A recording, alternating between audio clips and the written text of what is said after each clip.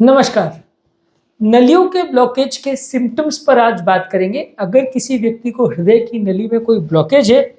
तो क्या उसके लक्षण होंगे, क्या सिम्पटम्स होंगे जिससे हम पता कर सकते हैं कि वो व्यक्ति को हृदय की नली में का ब्लॉकेज है। ब्लॉकेज के बारे में काफ़ी लोग जानते हैं, ब्लॉकेज होता कैसा है, कोलेस्ट्रॉल का ब्लॉकेज होता है, ये सारी चीज़ों के बारे में लोग काफ़ी कुछ जानते हैं। कॉमन सिम्पटम्स के बारे में काफ़ी लोग हमसे पूछते हैं कि यदि मेरी नली में ब्लॉकेज होगा तो कैसे पता चलेगा। तो आज बेसिकली एक अलग से हम टॉपिक कर रहे हैं जिस पर हम डिस्कस करेंगे नलियों के ब्लॉकेज के सिम्टम्स पे। हमने ऑलरेडी ब्लॉकेजेस पर काफ़ी वीडियोस किए जो कि आप हमारे चैनल पर चेकआउट कर सकते हैं। आज स्पेसिफिकली नलियों के ब्लॉकेज पर डिस्कस करेंगे। टॉपिक पर जाने से पहले जो लोग हमारे चैनल पर नए हैं उन्हें रिक्वेस्ट करूंगा कि वीडियोस को लाइक और शेयर करें, चैनल को सब्सक्राइब करें। सबसे पहले अगर किसी व्यक्ति की नली में ब्लॉकेज है तो उसको छाती में दर्द होगा। ये दर्द के बारे में ये जानना और समझना जरूरी है कि ये दर्द टिपिकली चलने फिरने पर होता है, बैठे बैठे यूजली नहीं होता है। जब व्यक्ति कोई चलने फिरने का या मेहनत का काम करता है तो दर्द होता है। छूने से दर्द अगर किसी को हो रहा है या बैठे बैठे अगर किसी को दर्द हो रहा है, बिना कोई काम का या मेहनत की किसी को दर्द हो रहा है, तो हार्ट की नली का ब्लॉकेज होने की संभावना कम है। जीरो है ऐसा नहीं कहूंगा, कम है। चलने फिरने पर दर्द होने का कारण ये है कि जब हम चलते फिरते हैं या कोई मेहनत का काम करते हैं तो हार्ट की ऑक्सीजन की रिक्वायरमेंट, ग्लूकोज की रिक्वायरमेंट बढ़ जाती है। इसकी वजह से आपको सिम्टम्स होने लगते हैं, इसकी वजह से आपको दर्द या प्रॉब्लम्स होते हैं। ऐसा होने के कारण ये है कि जब कोई व्यक्ति मेहनत का काम करता है तो हार्ट की गति बढ़ जाती है, हार्ट की ऑक्सीजन रिक्वायरमेंट बढ़ जाती है। ब्लॉकेज की वजह से वो एक्स्ट्रा ब्लड सप्लाई हार्ट की नलियों के थ्रू नहीं जा पाता है, सेल्स को एक्स्ट्रा ब्लड नहीं मिलता है, तो वहां पे लैक्टिक एसिड बनता है। ये लैक्टिक एसिड हार्ट के नर्व फाइबर्स को स्टिमुलेट या एक्टिवेट करता है, जिसकी वजह से ब्रेन के पास दर्द का मैसेज जाता है और ब्रेन को ऐसा लगता है कि वहां पे दर्द हो रहा है। तो ऑक्सीजन सप्लाई, ग्लूकोज सप्लाई कम होता है, जो कि बढ़ने पर या कुछ काम करने पर ज्यादा इसके सिम्टम्स देखने को मिलते हैं। बैठे बैठे किसी व्यक्ति को पेन हो रहा है तो वो हार्ट अटैक का सिचुएशन में ऐसा हो सकता है, पर रूटीनली ऐसा यूजली नहीं होता है। मेहनत के काम पे ही ज्यादातर देखने को मिलता है। अगला सिम्टम्स होता है सांस फूलना। यूजली व्यक्ति को अगर कोई काम करने पर सांस फूल रही है, जितना पहले था उससे ज्यादा फूल रही है, तो उसे सिग्निफिकेंट माना जाएगा। कोई भी मेहनत का काम करने पर व्यक्ति को पहले से ज्यादा अनकंफर्टेबल लगेगा, सुस्ती या कमजोरी लगेगी, कुछ काम नहीं कर पाएगा, जरा भी चलेगा तो उसको हाफ टूटेगी या उसको ज्यादा सांस बार बार लेना पड़ेगा। अगर कोई व्यक्ति पहले 5 किलोमीटर चलता था, अभी 4.5 चल रहा है, तो उसे उतना सिग्निफिकेंट नहीं माना जाएगा। लेकिन अगर कोई व्यक्ति को रिस्क फैक्टर्स है, यानी कि बीपी, शुगर है, कोलेस्ट्रॉल है, फैमिली हिस्ट्री है, कोई व्यसन है जिसकी वजह से ब्लॉकेजेस होने का अंदेशा है, या पहले का नोन केस है जिसको ब्लॉकेजेस पहले से थे, वैसे व्यक्ति को अगर स्टैमिना सडनली डिटोरेट होती है, पहले 5 किलोमीटर चलता था, अभी 2-3 किलोमीटर चलने में ही सांस फूलने लगती है, सिग्निफिकेंट अगर ड्रॉप होता है जिसका कोई और कारण नहीं है, मान लीजिए किसी को कोई खून की कमी है या कोई चलना फिरना बंद कर दिया है, स्टैमिना कम हो गया, वजन ज्यादा हो गया, ऐसा कोई और क्लियर कट कारण नहीं दिख रहा है, तो उसको ब्लॉकेज की वजह से होने का अंदेशा ज्यादा होता है। जिन व्यक्तियों को रिस्क फैक्टर ज्यादा है या जिस व्यक्ति की उम्र ज्यादा है और सडनली अगर हो रहा है, साथ में अगर किसी व्यक्ति को दर्द भी अगर हो रहा है चलने फिरने पर, तो वैसे व्यक्ति में ब्लॉकेजेस होना काफी कॉमन होता है। तो वैसे लोगों को आपको इको ट्रेडमिल या एंजियोग्राफी करके पता करना पड़ेगा कि कोई ब्लॉकेज तो नहीं है। यानी कि सेकेंड मोस्ट इंपॉर्टेंट सिम्टम है चलने फिरने में सांस फूलना और पहले के कंपैरिजन में स्टैमिना कम हो जाना। पहले अगर किसी की कैपेसिटी 10 किलोमीटर चलने की थी और वो सडनली बहुत ड्रॉप हो जाती है, तो डेफिनेटली काफी चांस है कि इसको कोई ब्लॉकेज हो सकता है। अगर कोई और पॉसिबिलिटी क्लियर कट नहीं दिख रही है तो ब्लॉकेज होने का अंदेशा काफी है। नेक्स्ट है कि अगर किसी का स्टैमिना कम हो जाए, बहुत ज्यादा उसको सुस्ती लगे, यानी कि थोड़ा भी चलने में उसको कमजोरी लगती है, सुस्ती लगती है, चल नहीं पाता है, मेहनत का काम नहीं कर पाता है, जितना वो पहले कर पाता था अभी नहीं कर पा रहा है, तो वैसा अगर किसी को स्टैमिना किसी का कम हो गया पहले के कंपैरिजन में, तो वो ब्लॉकेज का सिम्टम माना जा सकता है। जरूरी नहीं है कि हर व्यक्ति जिसका स्टैमिना कम हो गया है, जरूरी नहीं है हर व्यक्ति जिसको सुस्ती लग रही है वो ब्लॉकेज की वजह से ही हो, पर वैसे ही जैसे मैंने कहा कि अगर रिस्क फैक्टर्स हैं और अगर कोई और क्लियर कट कारण आपको नहीं दिख रहा और ये सुस्ती ज्यादा दिख रही है, चलने फिरने की काम नहीं कर पा रहा है पेशेंट, तो उसको ब्लॉकेजेस होने का चांस है। आपको इवैल्यूएट करने की जरूरत है, ये कोई कंफर्म चीजें नहीं है, लेकिन आपको उसको इवैल्यूएट करना पड़ेगा, उसको ट्रेडमिल वगैरह करके देखना पड़ेगा कि वो कितना चल पा रहा है और इसी चेंजेस आ रहे हैं कि नहीं आ रहे हैं। इसके अलावा चलने फिरने पर धड़कन बढ़ जाना अगर किसी को हो रहा है तो भी वो नलियों के ब्लॉकेज का साइन हो सकता है। नॉर्मल व्यक्ति की हृदय की गति जितनी होती है चलने फिरने पे थोड़ी सी गति सबकी बढ़ती है, लेकिन अगर गति बहुत ज्यादा बढ़ रही है और आपको महसूस होने लग रही है जिसके पाल्पिटेशंस बोलते हैं, तो वो ब्लॉकेज का साइन हो सकता है। मान लीजिए नॉर्मल व्यक्ति की हृदय की गति चलने फिरने पर 60-70 से बढ़ के 80-90 तक जा रही है, लेकिन किसी व्यक्ति की हृदय की गति जो पहले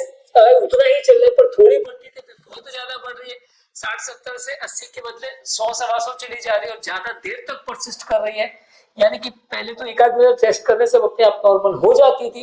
अभी नहीं हो रही है, तो वो ब्लॉकेज का साइन हो सकता है। तो वैसे व्यक्ति को जांच करने की जरूरत है कि उसको ब्लॉकेज है या नहीं। यानी चलने फिरने पर धड़कन अगर बढ़ रही है तो वो ब्लॉकेज का साइन हो सकता है। बैठे बैठे अगर धड़कन बढ़ रही है, पाल्पिटेशन हो रहे हैं, तो वो रिदम रिलेटेड प्रॉब्लम हो सकती है। तो वैसे व्यक्ति को ब्लॉकेज हो ऐसा जरूरी नहीं है, उसको आगे इवेल्युएट करना पड़ेगा। किसी व्यक्ति को बहुत ज्यादा अगर पसीना आ रहा है और मेहनत का काम करने पर चलने फिरने पर अगर पसीना आ रहा है तो वो ब्लॉकेज का साइन हो सकता है। जरूरी नहीं है, गर्मी के मौसम में भी पसीना आ सकता है, थायराइड के प्रॉब्लम में पसीना आ सकता है, हाइपरहाइड्रोसिस करके एक बीमारी है जिसमें बहुत ज्यादा एक्सेसिव पसीना आता है, वो काफी कॉमन है। तो हर व्यक्ति जिसको पसीना आ रहा है वैसा जरूरी नहीं है। इसमें भी वही लॉजिक लगेगा कि अगर रिस्क फैक्टर्स है और चलने फिरने पर अगर पसीना आ रहा है, बैठने से आराम मिल रहा है, बिना कारण का पसीना आ रहा है और पहले से ज्यादा आ रहा है, पहले जितनी आपकी तासीर थी जितना पसीना आता था उससे बहुत ज्यादा आ रहा है, कपड़े भीग जा रहे हैं, इतना पसीना आ रहा है, तो फिर आपको ब्लॉकेज होने का अंदेशा है। कंफर्म नहीं है, आपको उसको टेस्ट से कंफर्म करना पड़ेगा। इसके अलावा आपको बहुत ज्यादा वॉमिट जैसे लगे और इनडाइजेशन हो, खासकर अगर चलने फिरने पर अगर किसी को पेट में गड़बड़ हो, बहुत ज्यादा गैस का सेंसेशन लगे, छाती में जलन हो, एसिडिटी का सेंसेशन लगे, इनडाइजेशन की फीलिंग हो, तो वो ब्लॉकेज का साइन हो सकता है। हालांकि ये भी कोई श्योर साइन नहीं है और हर आदमी जिसको इंडाइजेशन हो रहा है, हर आदमी जिसको जलन हो रही है, हर आदमी जिसको घबराहट हो रही है, सबको ब्लॉकेज हो ऐसा जरूरी नहीं है। पर अगर हो रहा है तो ये भी वन ऑफ दी साइंस माना जा सकता है, जिसके लिए आपको चेकअप करने की जरूरत है। इसके अलावा किसी को अगर जबड़ों में पेन हो रहा है, जॉ में पेन हो रहा है, खासकर अगर चलने फिरने पे पेन हो रहा है जबड़ों में, तो वो ब्लॉकेज का साइन हो सकता है। ये भी अगर कोई डेंटल प्रॉब्लम है या जबड़े की कोई बीमारी है वैसा नहीं है और कोई और क्लियर कट कारण नहीं दिख रहा है, और खासकर अगर चलने फिरने पे सिम्टम हो रहे तो ही इसको रेलेवेंट माना जाएगा। ये चीजें जो है सारे सिम्टम्स में रेलेवेंट है कि ये अप्रोप्रिएट पेशेंट में जिसमें रिस्क फैक्टर्स है और जिसमें चलने फिरने पे बढ़ रहा है तो उसको वैलिड माना जाएगा, अदरवाइज उसको वैलिड नहीं माना जाएगा। इसके अलावा बाएं हाथ में अगर किसी को दर्द हो रहा है या कंधे में दर्द हो रहा है और कोई मस्कुलर कॉज नहीं है और ये दर्द चलने फिरने पे हो रहा है, साथ में अगर छाती में दर्द भी हो रहा है, छाती में सांस भी फूल रही है, सुस्ती भी हो रही है, कमजोरी भी हो रही है, धड़कन भी बढ़ रही है, अगर किसी को हो रहा है तो वो ब्लॉकेज का साइन हो सकता है। पर हर व्यक्ति जिसको हाथ में दर्द हो रहा है, हर आदमी सोचेगा कि मेरे को ब्लॉकेज ही हो गया है, तो ऐसा जरूरी नहीं है, आपको चेकअप करवाना पड़ेगा। हाँ, ये ब्लॉकेज में भी हो सकता है, सिंपल मसल पेन में भी हो सकता है, तो आपको डिटेल चेकअप कराने की जरूरत पड़ेगी। इसके अलावा अगर पीठ में दर्द हो रहा है तो ये भी ब्लॉकेज का साइन हो सकता है, पर ये कंपैरेटिवली नॉन स्पेसिफिक है। ज्यादातर लोगों को छाती के आगे की तरफ लेफ्ट साइड में बाएं हाथ में या गले में जबड़े में तक दर्द होता है, पीठ में दर्द हो सकता है पर कंपैरेटिवली कम कॉमन है। ये भी चलने फिरने पे ही हो, साथ में बाकी सिम्टम्स तो रेलेवेंट माना जाएगा। हर पीठ में होने वाले दर्द को आप हार्ट का ब्लॉकेज का साइन नहीं मान सकते। इसके अलावा अगर किसी को चक्कर आ रहे हैं, खासकर अगर चलने फिरने पर चक्कर आ रहे हैं या उसको बेहोशी अगर हो रही है तो उसको ब्लॉकेज का साइन माना जा सकता है। अगर किसी व्यक्ति को चलने में चक्कर आ रहा है तो उसका कारण ये है कि चलने फिरने पर ब्रेन का ब्लड सप्लाई कॉम्प्रोमाइज हो रहा है, हार्ट का पंप क्षमता कम है, हार्ट उतना ब्लड पंप नहीं कर पा रहा है, जितना ब्रेन को ब्लड पहुंचाने के लिए उसकी कैपेसिटी या स्टैमिना चाहिए हार्ट का उतना नहीं कर पा रहा है हार्ट काम, तो उसको व्यक्ति को चक्कर आ रहे हैं। और खासकर अगर व्यक्ति बेहोश हो गया चलने फिरने पर या कोई काम करने पे तो वो ब्लॉकेज का साइन हो सकता है। हालांकि हार्ट की वाल्व की बीमारियां, ब्रेन की नलियों की बीमारियां या ब्रेन से रिलेटेड बीमारियों में भी ऐसा हो सकता है, तो भी ऐसा जरूरी नहीं कि हर व्यक्ति को चक्कर आ रहा है उसको ब्लॉकेज ही है, पर ये एक साइन माना जा सकता है, खासकर अगर एक्सर्शन करने पे हो तो। इसके अलावा अगर किसी को बहुत ज्यादा बेचैनी हो रही है बिना कारण के, जान चली जाएगी ऐसा लगेगा, बहुत ज्यादा अनईजीनेस, घबराहट हो रही है, बेचैनी हो रही है, इस तरह का जो